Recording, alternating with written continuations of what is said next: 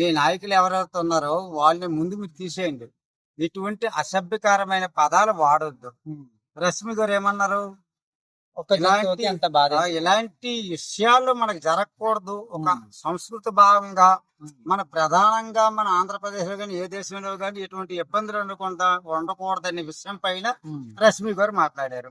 దానిపైన ఎటువంటి తప్పు లేదు. రశ్మి గారు అంటే తప్పుడు మనిషి కాదు. అందులో మంచి మనందరికి ఉత్సాహం ఇచ్చే నటి. జంతువులు అంటే ఇష్టం ఆమెకి. జంతువులే కాదు, ప్రజలు కూడా ఇష్టం, మానవులు కూడా, మనుషులు కూడా ఇష్టం.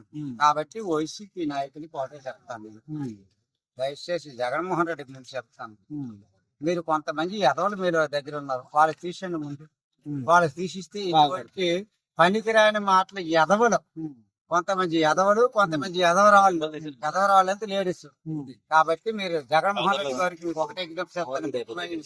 తీసేయండి. జగన్మోహన్ రెడ్డి గారు మీరెంత నాకు చాలా ఇష్టం.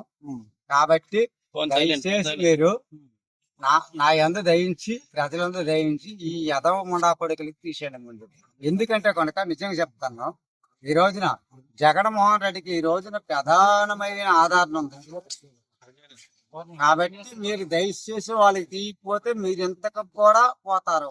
రష్మి గారు ఇంత ముందు కూడా చాలా సార్లు ఏమైనా తప్పులు జరుగుతుంటే మాత్రం పక్క దానిపైన రియాక్ట్ అవుతారు. అయితే రియాక్ట్ అవ్వడం కూడా తప్పైనా ఒక మాట, రష్మి గారు ఖచ్చితంగా రియాక్ట్ అయితే మేము సపోర్ట్ ఇస్తాం. ఎందుకు సపోర్ట్ ఇస్తామంటే రష్మి గారు మంచి నటి, జబర్దస్త్ లో మంచి నటి. అర్థమైంది మీకు? మంచి నటి కాక దాన్ని ఏమంటారు, ఏం చేస్తారంటారు దాన్ని, ఇది అంటారు కదా, యాంకరింగ్. యాంకరింగ్ మంచి యాంకరింగ్ ఆయన. కాబట్టి ఖచ్చితంగా నేను చెప్పవలసింది ఏంటంటే కనుక రష్మి గారి పైన మీరు నిందలేయొద్దు. నిందలేసి ప్రతి ఎదవ కూడా చెప్తున్నాం. వైసీపీ కావచ్చు, ఏ పార్టీలు కావచ్చు, అందరూ నాకు మిత్రులే. ముఖ్యంగా అయితే చెప్తాను, వైసీపీ నాయకులకి మట్టుకు ఒకటే చెప్తున్నాం, రష్మి గారి పైన అపారమైన నిందలు మీరు వేయొద్దు దయచేసి.